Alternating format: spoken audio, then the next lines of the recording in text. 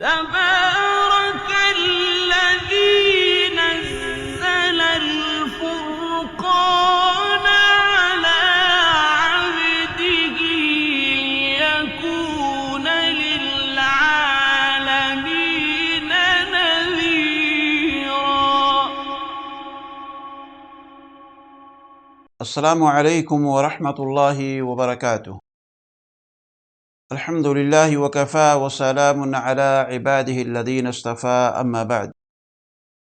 محترم ناظرین کرام اور عزیز ساتھیوں، اللہ تعالیٰ کی تعریف و توصیف اور عظمت و کبریائی بیان کرنے کے بعد پیارے حبیب جناب محمد رسول اللہ صلی اللہ علیہ وسلم کی ذات گرامی پر بے انتہا اور لاکھوں درود و سلام نازل ہو۔ عزیز ساتھیوں، آج ہم آپ کے سامنے 12ویں پارے کی مختصر تفسیر لے کر کے حاضر ہوئے ہیں۔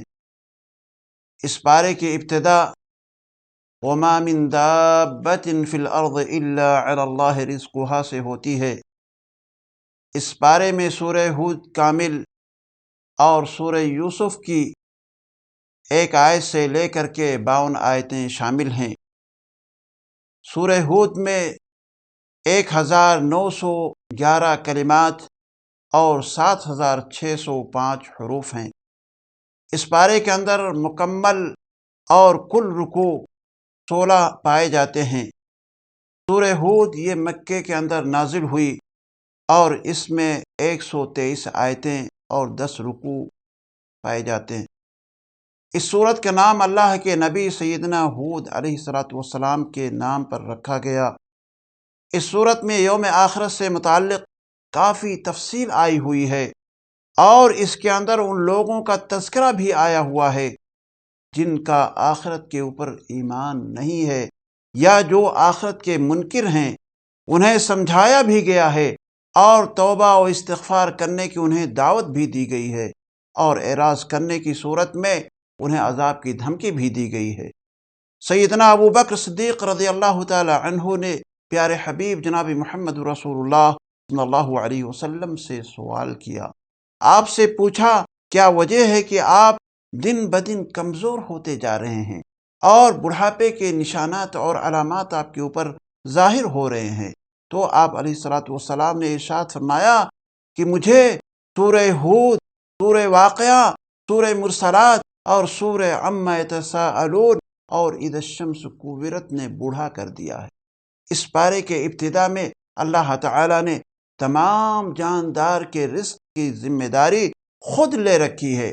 چنانچہ اللہ تعالیٰ نے ارشاد فرمایا وَمَا مِن دَابَّةٍ فِي الْأَرْضِ إِلَّا عَلَى اللَّهِ رِزْقُهَا، یعنی بہت سارے لوگ سمجھتے یہ ہیں کہ ہم اپنے بچوں کے روزی کے لیے ہم ذمہ دار ہیں، یا فلاں عامل کے لیے، فلاں کاریگر کے لیے ہم ذمہ دار ہیں اس کے رزق کے۔ نہیں، جتنے بھی روزی کا معاملہ ہے یہ ساری کی ساری چیزیں اللہ رب العالمین کی جانب سے ہوتی ہیں۔ اس کے بعد اللہ تعالیٰ نے مشرکین عرب کے عقیدے آخرت کو بیان کرتے ہوئے فرمایا کہ وہ دنیاوی زندگی کو ہی سب کچھ سمجھتے ہیں، مرنے کے بعد دوبارہ زندہ کیے جانے کے قائل وہ لوگ نہیں تھے، اور وہ دوبارہ زندہ کیے جانے کو ایک طرح سے جادو قرار دیتے تھے۔ وہ اپنے تکبر اور گھمنڈ میں اتنے زیادہ بڑھے ہوئے تھے کہ رسول اکرم جناب محمد رسول اللہ صلی اللہ علیہ وسلم کو چیلنج بھی کرتے تھے کہ اگر عذاب حق ہے اور آپ سچے رسول ہیں تو ہمارے پاس عذاب لا کر کے دکھا دیجئے، ہمارے اوپر عذاب کیوں نہیں آ جاتا؟ پھر اللہ تعالیٰ نے اس کے بعد ان 6 قوموں کا تذکرہ کیا ہے جن میں ہر ایک کے پاس نبی آئے اور ہر ایک نے اپنی قوم کو ایک الہ کی طرف دعوت دی، اور ان لوگوں نے اپنے نبی کی باتوں کو نہیں تسلیم کیا اور ان کو بالکل انکار کر دیا۔ اس لیے اللہ تعالیٰ نے اس انکار کرنے کی وجہ سے ان کے اوپر عذاب آ گیا۔ وہ اپنی تمام تر طاقت کے باوجود اللہ رب العالمین نے ان کو ہلاک کر دیا۔ سب سے پہلے سیدنا نوح علیہ السلام اور ان کی قوم کا تذکرہ اللہ رب العالمین نے اس صورت کے اندر کیا ہے۔ ان کا بیان 25 نمبر آیت سے لے کر کے 49 نمبر آیتوں تک کے اندر آیا ہوا ہے۔ حضرت نوح علیہ السلام نے 950 سال تک لوگوں کو توحید کی دعوت دی، لیکن اس کے باوجود وہ لوگ ایمان نہیں لائے اور ان کی دعوت کو قبول نہیں کیے، اور جب ان کی قوم نے دعوت کو قبول نہیں کیا تب سیدنا نوح علیہ السلام نے اللہ رب العالمین سے دعا کی اور مایوسی کا اظہار کیا۔ تب اللہ تعالیٰ نے انہیں کشتی بنانے کا حکم دیا۔ جب وہ کشتی بنا رہے تھے اور جب بھی اس کے پاس سے اس کی قوم کا کوئی سردار گزرتا اس سے مذاق کرتا کہ یہاں ہم پانی پینے کے لیے ترس رہے ہیں، ہمارے پاس پانی نہیں ہے، یہاں پر کوئی تالاب نہیں ہے، اور ایک یہ ہے کہ اتنی بڑی کشتی بنا رہے ہیں، اسے چلائیں گے کہاں پر؟ حضرت نوح علیہ السلام کہتے ٹھیک ہے، اگر تم ہم سے مذاق کرتے ہو تو ہم بھی تم سے مذاق کرتے ہیں جیسے تم مذاق کرتے ہو۔ جب کشتی تیار ہو گئی اور عذاب کی نشانیاں سامنے دکھائی دینے لگیں اور ظاہر ہونے لگیں تو نوح علیہ السلام نے اپنے ماننے والوں کو اور ہر جاندار کا جوڑا اس کشتی کے اندر سوار کر لیا۔ بیٹے کے بارے میں سوچا کہ ہو سکتا ہے کہ وہ آج اس عذاب کو دیکھ کر کے ہماری بات کو مان لے اور وہ کشتی پر سوار ہو جائے، اس لیے آپ نے انہیں دعوت دی، لیکن وہ آپ کی دعوت کو قبول نہیں کیا، وہ کشتی پہ سوار نہیں ہوا۔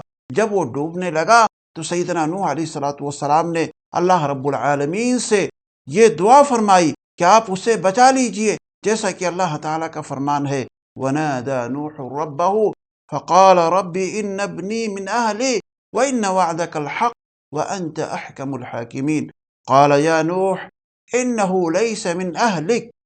اور نوح علیہ السلام نے اپنے رب کو پکارا، پس کہا اے میرے رب، یقیناً میرا بیٹا میرے گھر والوں سے ہے، اور یقیناً تیرا وعدہ بالکل سچا ہے، اور تو سب فیصلہ کرنے والوں سے بہتر فیصلہ کرنے والا ہے۔ اللہ رب العالمین نے فرمایا اے نوح، یقیناً وہ تیرے گھر والوں میں سے نہیں ہے۔ تو نوح علیہ السلام نے معذرت کی اور کہا کہ اے میرے پروردگار، میں تجھ سے پناہ مانگتا ہوں جس کا مجھے علم نہیں ہے۔ جب سارے کے سارے لوگ نافرمان لوگ تباہ و برباد ہو گئے تو اللہ رب العالمین نے آسمان کو حکم دیا کہ بارش کو بند کر دو، یعنی بارش تھم جائے، اوپر سے بارش نہ آئے، اور زمین کو بھی حکم ہوتا ہے کہ تو اپنے اندر جتنے پانی ہیں اوپر سارے پانی نیچے چلے جائیں، جس کا بیان اللہ تعالیٰ نے اس طرح سے قرآن مجید کے اندر ارشاد فرمایا وَقِيلَ يَا أَرْضُ ابْلَعِي مَاءَكِ وَيَا سَمَاءُ أَقْلِعِي وَغِيضَ الْمَاءُ وَقُضِيَ الْأَمْرُ وَاسْتَوَتْ عَلَى الْجُودِيِّ وَقِيلَ بُعْدًا لِلْقَوْمِ الظَّالِمِينَ۔ اور کہا گیا اے زمین تو اپنا پانی نگل لے، اور اے آسمان تو تھم جا، اور پانی نیچے اتار دیا گیا اور کام تمام کر دیا گیا، اور وہ جودی پہاڑ پر جا کر کے ٹھہر گئی، اور کہا گیا کہ ظالم لوگوں کے لیے دوری ہو۔ اللہ تعالیٰ نے دو چیزوں کو بطور نشانی قیامت تک کے لیے باقی رکھا ہے، ایک تو فرعون کی ناش ہے اور دوسرے یہ حضرت نوح علیہ السلام کی کشتی ہے۔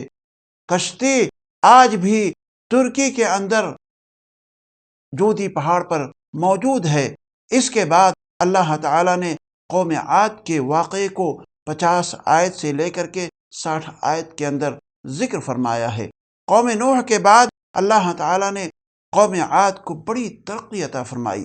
یہ لوگ شروع میں دین کے اوپر قائم تھے، لیکن جو ہی ایام گزرتے گئے وہ دین سے دور ہونے لگے۔ تب اللہ تعالیٰ نے ان کی اصلاح کی خاطر سیدنا ہود علیہ السلام کو بھیجا۔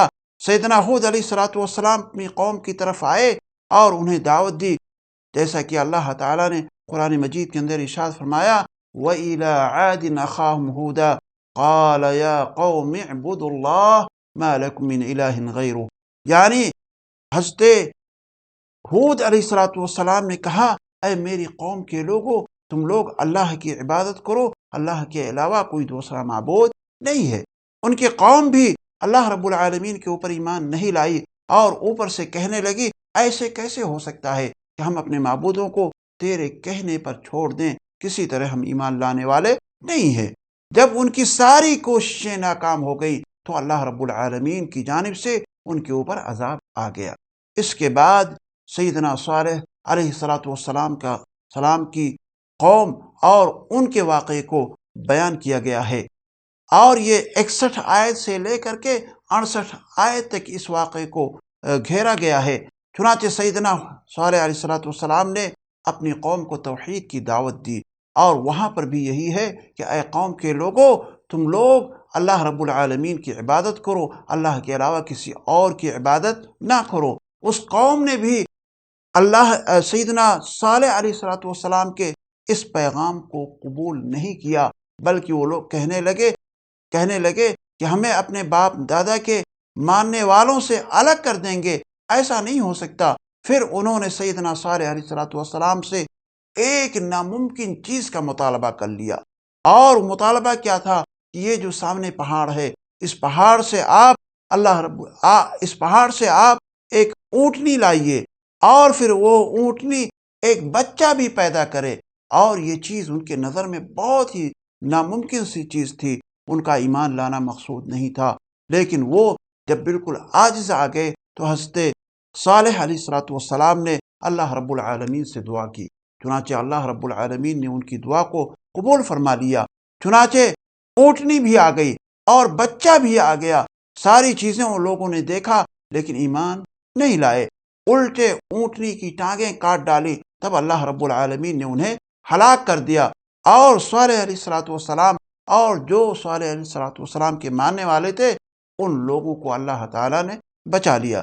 اس کے بعد سیدنا لوط علیہ السلام کا واقعہ آیا ہوا ہے، جو 78 سے لے کر کے 83 تک کی آیتوں میں شامل ہے۔ اس قوم کے اندر اخلاقی بگاڑ بہت ہی زیادہ پایا جاتا تھا۔ ان کے اندر سب سے بری چیز یہ تھی کہ وہ اپنی خواہشات پوری کرنے کے لیے عورتوں کو چھوڑ کر کے مردوں سے اپنی خواہشات پوری کرتے تھے۔ ایک بار سیدنا لوط علیہ السلام کے پاس انسانی شکل میں فرشتے آئے، ان کی قوم نے ان کے ساتھ بھی یہ کام کرنا چاہا۔ حضرت لوط علیہ السلام بہت ہی زیادہ پریشان ہو گئے۔ فرشتوں نے جب یہ منظر دیکھا، کہا کہ اے لوط، بے شک ہم تیرے رب کی طرف سے بھیجے ہوئے ہیں، یہ ہرگز تجھ تک نہیں پہنچ پائیں گے۔ تم ایسا کرو کہ اپنے گھر والوں کو لے کر کے راتوں رات یہاں سے نکل جاؤ، یقیناً ان کے پاس صبح کو عذاب آنے والا ہے، اور عذاب بالکل متعین ہو چکا ہے۔ چنانچہ ان کے اوپر پتھر برسائے گئے، اور وہ سب کے سب بالکل تباہ و برباد ہو گئے۔ اس کے بعد حضرت شعیب علیہ السلام کا واقعہ اسی صورت کے اندر 84 آیت سے لے کر کے 94 آیت تک میں شامل ہے۔ انہوں نے بھی اپنی قوم کو توحید باری تعالیٰ کی دعوت دی اور کہا، یا قوم اعبدوا اللہ ما لکم من الہ غیرہ، اے میری قوم کے لوگوں، اللہ رب العالمین کی عبادت کرو، اس کے سوا کسی اور کی عبادت نہ کرو، اس کے سوا کوئی معبود بھی نہیں ہے۔ چنانچہ حضرت شعیب علیہ السلام کی قوم بہت ہی زیادہ ناپ تول کے اندر کمی بیشی کرتی رہتی تھی، اس لیے ان کو سمجھایا ایسا مت کرو، چونکہ وہ بڑے مالدار اور تاجر پیشہ قوم تھی۔ ان کے اندر شرک کے ساتھ ساتھ اخلاقی اور کاروباری بیماریاں بھی پائی جاتی تھیں۔ اس قوم نے اپنی اصلاح کرنے کے بجائے الٹے حضرت شعیب علیہ السلام کو جواب دیتے ہوئے کہا کہ اے شعیب، کیا تیری نماز تجھے حکم دیتی ہے کہ ہم انہیں چھوڑ دیں جن کی عبادت ہمارے باپ دادا کرتے تھے؟ اور یہ بھی کہنے لگے کہ اے شعیب، اس میں سے بہت سی باتیں ایسی ہیں جو تو کہتا ہے نہیں سمجھتے، ہم تجھے اپنے درمیان بہت کمزور دیکھتے ہیں، اگر تیری برادری نہ ہوتی تو ہم ضرور تجھے سنسار کر دیتے، مار ڈالتے، اور تو ہمارے اوپر کامیاب بھی نہیں ہوتا، یعنی غالب بھی نہیں آ سکتا۔ تب اللہ تعالیٰ نے اس قوم کو بھی چیخ کے ذریعے سے تباہ و برباد کر دیا۔ عزیز ساتھیوں، یہ واقعات چاہے حضرت نوح کے ہوں، چاہے حضرت ہود کے ہوں، حضرت لوط کے ہوں، حضرت صالح کے ہوں، یا دوسرے اور انبیاء کرام کے ہوں جو میں نے آپ کے سامنے پیش کیا ہے، ان واقعات کے بیان کرنے کا مقصد ایک طرف لوگوں کو تنبیہ کرنا ہے، تو دوسری طرف پیارے حبیب جناب محمد رسول اللہ صلی اللہ علیہ وسلم کو حوصلہ اور تسلی دینا ہے، جیسا کہ اللہ تعالیٰ نے قرآن مجید کے اندر ارشاد فرمایا وَكُلًّا نَقُصُّ عَلَيْكَ مِنْ أَنْبَاءِ الرُّسُلِ مَا نُثَبِّتُ بِهِ فُؤَادَكَ وَجَاءَكَ فِي هَذِهِ الْحَقُّ وَمَوْعِظَةٌ وَذِكْرَى لِلْمُؤْمِنِينَ۔ اور ہم رسولوں کی خبروں میں سے ہر وہ چیز آپ سے بیان کرتے ہیں جس کے ساتھ ہم تیرے دل کو ثابت رکھتے ہیں، اور تیرے پاس ان میں حق اور مومنوں کے لیے نصیحت اور یاد دہانی آئی ہوئی ہے۔ عزیز ساتھیوں، اس کے بعد سورہ یوسف کا تذکرہ آیا ہے، یعنی سورہ یوسف بھی اسی پارے کا ایک حصہ ہے۔ یہ سورت مکے کے اندر نازل ہوئی۔ اس سورت کے اندر 1776 کلمات اور 7166 حروف پائے جاتے ہیں، اور اس میں 12 رکوع اور 111 آیتیں پائی جاتی ہیں۔ اس سورت کے اندر سیدنا یوسف علیہ السلام کا واقعہ بیان کیا گیا ہے، اور اسے احسن القصص قرار دیا گیا ہے۔ اس سورت کے شروع کے اندر قرآن مجید کے مقصد کو واضح کیا گیا ہے کہ وہ انسانوں کی ہدایت کا سرچشمہ ہے، اور یہ عربی زبان میں ہے۔ پھر سیدنا یوسف علیہ السلام کے خواب کا تذکرہ آیا ہے، جسے انہوں نے بچپن میں دیکھا کہ سورج اور چاند مجھے سجدہ کر رہے ہیں، اور 11 ستارے بھی سجدہ کر رہے ہیں۔ جب اس خواب کا تذکرہ انہوں نے اپنے باپ حضرت یعقوب علیہ السلام کے سامنے پیش کیا، تو وہ چونکہ نبی تھے، وہ سمجھ گئے کہ میرا بیٹا مستقبل میں ایک بہت بڑا آدمی بننے والا ہے۔ اس لیے انہوں نے احتیاط کے طور پہ کہا، یا بنی لا تقصص رؤیاک علی اخوتک فیکیدوا لک کیدا، کہ تم اس خواب کو اپنے بھائیوں سے مت بیان کرنا، ورنہ وہ تیرے لیے کوئی بری تدبیر کریں گے۔ اس خواب کے بعد صورتحال یہ ہوئی کہ حضرت یعقوب علیہ السلام یوسف علیہ السلام سے محبت اور زیادہ کرنے لگے۔ سوتیلے بھائیوں کو یہ گوارا نہ ہوا، وہ بہت پریشان ہوئے کہ کسی صورت سے یوسف کو اپنے باپ سے دور کر دیا جائے۔ چنانچہ انہوں نے ایک منصوبہ بنایا کہ ہم یوسف کو پکنک کے لیے لے جانا چاہتے ہیں، شکار کے لیے لے جانا چاہتے ہیں، باپ سے اجازت چاہتے ہیں۔ باپ اجازت دینے سے انکار کر رہے ہیں، لیکن جب باپ نے دیکھا کہ حالات کچھ خراب ہونے والے ہیں تو انہوں نے اجازت دے دی۔ وہ لوگ گئے، پہلے تو ارادہ کیا کہ انہیں قتل کر دیں، لیکن سوچا کہ قتل کرنا بہت بڑا گناہ ہے۔ ان کا مقصد تو صرف یہی تھا کہ کسی صورت سے باپ سے دوری ہو جائے۔ چنانچہ انہوں نے حضرت یوسف علیہ السلام کو ایک کنویں کے اندر ڈال دیا، اور واپس آ کر کے گھر باپ کو جھوٹ موٹ کا کپڑے میں خون لگا کر کے پیش کر دیا کہ حضرت یوسف کو بھیڑیوں نے کھا لیا۔ اس راستے سے مصر کا ایک تجارتی قافلہ گزر رہا ہے، اور انہوں نے پانی کے لیے اپنا ڈول جب اس کنویں کے اندر ڈالا تو وہاں انہیں محسوس ہوا کہ حضرت یوسف وہاں پر ہیں۔ انہوں نے انہیں نکالا اور لے جا کر کے مصر کے اندر انہیں بیچ دیا۔ مصر کا بادشاہ انہیں خرید کر کے گھر لے گئے، اور اپنی بیوی سے کہا، اس کی عزت کیجئے، ممکن ہے کہ یہ ہمیں فائدہ دے یا ہم اسے اپنا بیٹا بنا لیں۔ سیدنا یوسف علیہ السلام بہت ہی زیادہ نہایت ہی خوبصورت تھے۔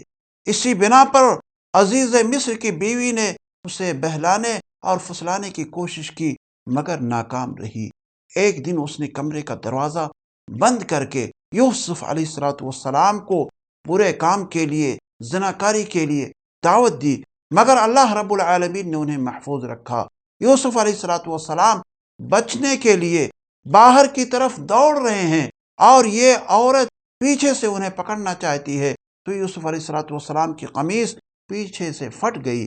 دونوں بھاگتے ہوئے جب باہر نکلے تو ایسی صورت میں باہر گیٹ پر عزیز مصر موجود تھے۔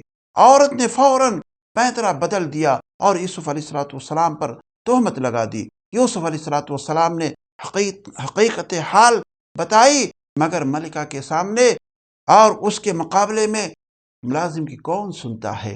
پھر سیدنا یوسف علیہ السلام جیل میں ڈال دیے جاتے ہیں، اور تقریباً 9 سال تک جیل میں پڑے رہتے ہیں، لیکن وہاں پر وہ توحید کی دعوت دیتے رہے۔ اور کچھ دنوں بعد اسی جیل کے اندر بادشاہ کے 2 ملازم بھی قید ہو کر کے آتے ہیں، جن پر بادشاہ کے قتل کرنے کا الزام ہوتا ہے۔ انہوں نے خواب دیکھا اور خواب کی تعبیر کے لیے حضرت یوسف علیہ السلام کے پاس پہنچے۔ حضرت یوسف علیہ السلام نے انہیں توحید کی دعوت دی اور خواب کی تعبیر بتائی۔ ایک کو بتایا کہ وہ بچ جائے گا اور دوسرے کو بتایا کہ دوسرے کو کہا کہ تم قتل کر دیے جاؤ گے۔ یقیناً ایسا ہی ہوا جیسا کہ انہیں بتایا گیا تھا۔ کچھ وقت گزر جانے کے بعد بادشاہ مصر نے ایک خواب دیکھا کہ 7 موٹی گائیں 7 دبلی گایوں کو کھا رہی ہیں، اور 7 سرسبز خوشے اور 7 خوشے بالکل خشک ہیں۔ اس خواب کی تعبیر کے لیے بادشاہ نے اپنے مشیروں کے سامنے پیش کیا، اپنے وزیروں کے سامنے پیش کیا، لیکن کسی کو اس خواب کی تعبیر نہیں ہوئی، کوئی نہیں بتا سکا بادشاہ کو۔ ایسے وقت میں جیل سے رہا پانے والے شخص نے آ کر کے بادشاہ سے کہا کہ اگر اجازت ہو تو میں جیل کے اندر جاؤں اور آپ کو لا کر کے اس خواب کی تعبیر آپ کو بتا دوں۔ چنانچہ اسے اجازت دے دی جاتی ہے۔ وہ وہاں پہنچتا ہے، حضرت یوسف علیہ السلام کے پاس جاتا ہے، پہنچتا ہے۔ سیدنا یوسف علیہ السلام نے اس کے خواب کی تعبیر بھی بتائی اور ساتھ ہی ساتھ اس کا حل بھی بتایا۔ تعبیر یہ بتائی کہ 7 سال تک فصلیں بہت اچھی ہوں گی، پھر 7 سال قحط سالی ہوگی۔ ان سالوں میں کھانے کے لیے وہی میسر ہوگا جو تم نے پچھلے سالوں کے اندر بچایا ہوگا۔ پھر اس مشکل حالات سے بچنے کا حل بھی جو پیش کیا وہ یہ ہے کہ آپ اچھے سالوں میں صرف اتنا غلہ خوشوں سے نکالنا جتنا آپ کو ضرورت ہوگی، یعنی سب کو آپ کو نکال کر کے کہیں اکٹھا نہیں کرنا ہے۔ باقی غلوں کو آپ اسی خوشے کے اندر باقی رکھیں تاکہ وہ خراب نہ ہو، اور قحط سالی کے زمانے میں وہ تمہارے کام آ جائے گا۔ اس تعبیر کے بعد بادشاہ کو پتا چلا کہ سیدنا یوسف علیہ السلام عام لوگوں کی طرح نہیں ہیں، بلکہ ان کی شخصیت بڑی اونچی ہے۔ پھر انہیں اپنے دربار میں طلب کیا، مگر یوسف علیہ السلام نے جیل سے باہر آنے سے انکار کر دیا اور کہا کہ جب تک میرے پاک دامنی کا اعلان نہ کر دیا جائے میں جیل سے باہر نہیں آؤں گا۔ بادشاہ نے اپنی بیوی کو اور گھر کی دوسری خواتین کو جمع کیا اور ان سے یوسف علیہ السلام کے متعلق پوچھا، تو سب نے ایک زبان ہو کر کے کہا کہ ہم نے اس کے اندر کوئی برائی نہیں دیکھی۔ عزیز کی بیوی نے کہا، میں نے خود ہی اسے اپنے نفس کے لیے پھسلایا تھا اور یقیناً وہ سچا ہے۔ اس کے بعد سیدنا یوسف علیہ السلام جیل سے نکل کر کے بادشاہ کے ایک قریبی وزیر بنتے ہیں، اور اس کے بعد کے جو حالات ہیں عزیز ساتھیوں انشاءاللہ اگلے پارے کے اندر آپ کے سامنے بیان کیے جائیں گے۔ ہم اللہ رب العالمین سے دعا کرتے ہیں کہ اللہ العالمین ہمیں اور آپ کو قرآن پاک کی روزانہ تلاوت کرنے کی اللہ تعالیٰ توفیق عطا فرمائے، اور قرآن کو ترجمہ اور تفسیر کے ساتھ پڑھنے کی اللہ تعالیٰ توفیق دے۔ وآخر دعوانا ان الحمد للہ رب العالمین۔